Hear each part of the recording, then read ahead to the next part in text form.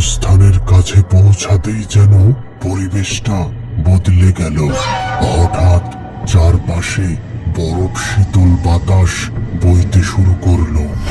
এমন ঠান্ডা যেন কেউ আমার ঘাড়ের কাছে দাঁড়িয়ে বরফের মতো ঠান্ডা নিঃশ্বাস ফেলছে। সাল 2024। তখন আমি অষ্টম শ্রেণীর ছাত্র। আমাদের বাড়ি ছিল গ্রামের একেবারে শেষ প্রান্তে। আমাদের বাড়ি থেকে কিছুটা দূরে ছিল একটি পুরনো গোরস্থান। ছোটবেলা থেকে সেটিকে ঘিরে নানা ভয়ের গল্প শুনে আসছি। গ্রামের অনেকেই বলতো রাত হলে সেখানে অদ্ভুত সব ঘটনা ঘটে। কেউ দাবি করত তারা সাদা কাপড় পরা ছায়ামূর্তি ঘুরে বেড়াতে দেখেছে।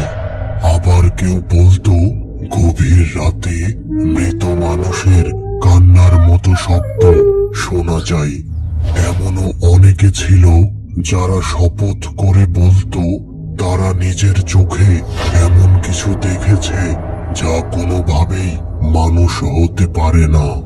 তবে আমি এইসব গল্পকে কখনো গুরুত্ব দেইনি।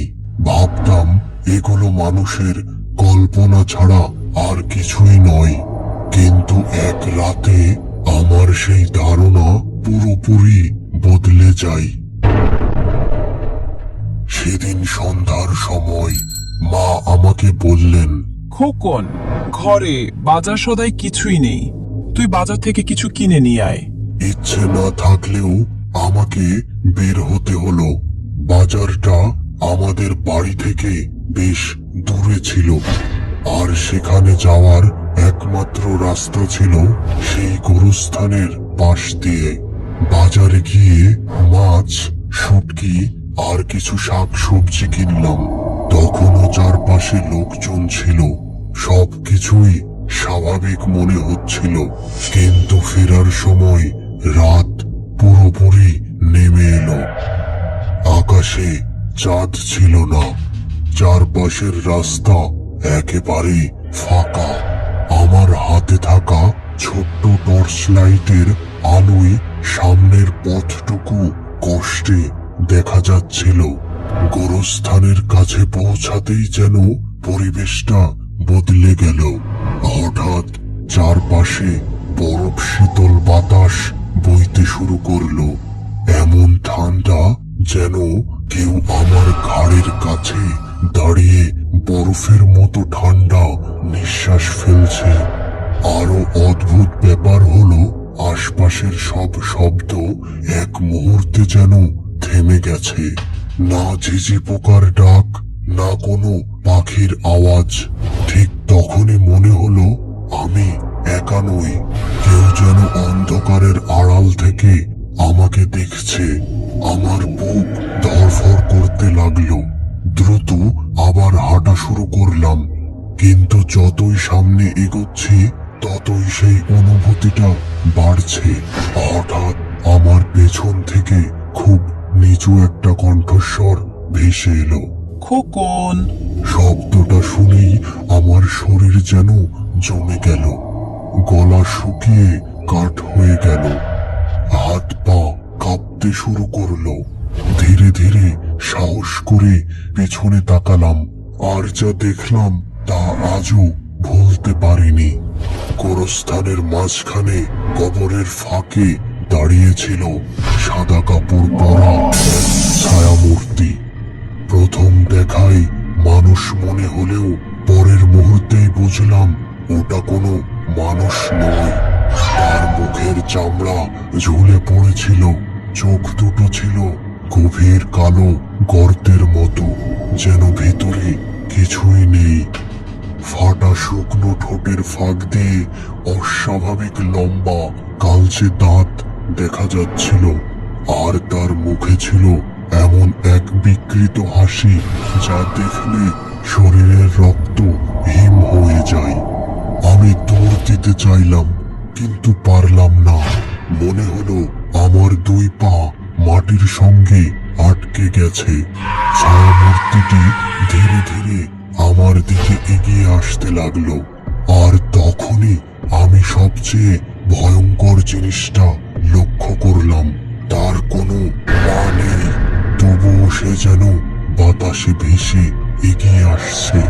একই সঙ্গে চারপাশে ছড়িয়ে পড়ল তীব্র পচা গন্ধ, এমন গন্ধ যা আমাকে লাশের কথা মনে করিয়ে দিচ্ছিল। মুহূর্তের মধ্যেই সে আমার একেবারে কাছে চলে এলো।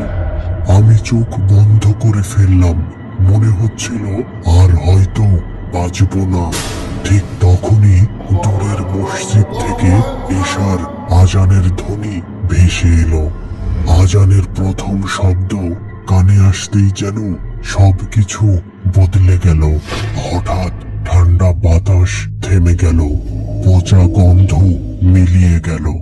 আমি চোখ খুলে দেখি চারপাশে কিছুই নেই। আমি আর এক মুহূর্ত সেখানে দাঁড়াইনি, প্রাণপণে দৌড়ে বাড়ি ফিরে এলাম।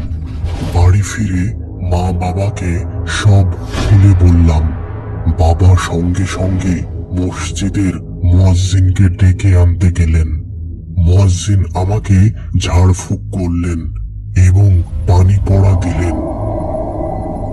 এরপর কয়েকদিন সব স্বাভাবিকই ছিল, কিন্তু ঘটনা এখানেই শেষ হয়নি।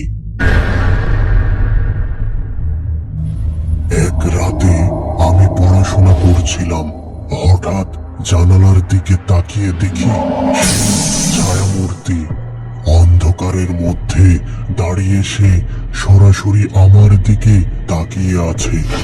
আমি বিকট চিৎকার করে উঠলাম। আমার মা বাবা দ্রুত এসে কি হয়েছে জানতে চাইলেন। সব খুলে বললাম। এবার তারাও বেশ চিন্তায় পড়লেন। পরদিন তারা একজন তান্ত্রিককে বাড়িতে নিয়ে এলেন। তান্ত্রিক অনেকক্ষণ বিভিন্ন নিয়মে কাজ করার পর বলল, ওই আত্মাটা তোমাকে পছন্দ করেছে, সে তোমাকে নিজের সঙ্গে নিয়ে যেতে চায়। কথাটা শুনে আমার শরীর শিউরে উঠল। তান্ত্রিক আমাকে একটি তাবিজ দিল এবং সব সময় পরে থাকতে বলল, কিন্তু তাতেও কোনো পরিবর্তন হলো না।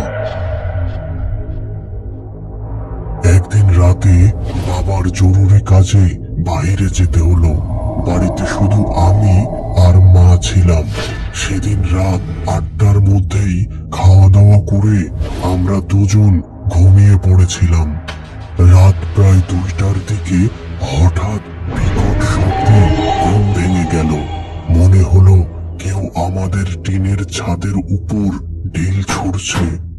আর তার সঙ্গে সঙ্গে বাইর থেকে ভেসে আসছিল অদ্ভুত এক হাসির আওয়াজ। আমি আর মা আতঙ্কে একেবারে চুপচাপ বিছানায় বসে থাকলাম। এইভাবে বেশ কিছুক্ষণ চলার পর ফজরের আজান শুরু হলো। আর আশ্চর্যের বিষয়, আজানের সঙ্গে সঙ্গে সব শব্দ একেবারে বন্ধ হয়ে গেল। পরদিন বাবা বাড়িতে ফিরে এলে আমরা সব ঘটনা খুলে বললাম। সবকিছু শুনে বাবা অনেকক্ষণ চুপ করে রইলেন। তারপর গম্ভীর মুখে বললেন, এটা আর কোনো সাধারণ ব্যাপার না, দ্রুত ব্যবস্থা নিতে হবে। পরদিন বাবা একটি বড় মাদ্রাসা থেকে 3জন হুজুরকে নিয়ে এলেন। তারা বাড়িতে এসে কোরআন তেলাওয়াত করলেন, উচ্চ স্বরে আজান দিলেন। এরপর আশ্চর্যজনকভাবে সেই ঘটনার পুনরাবৃত্তি আর কখনো হয়নি।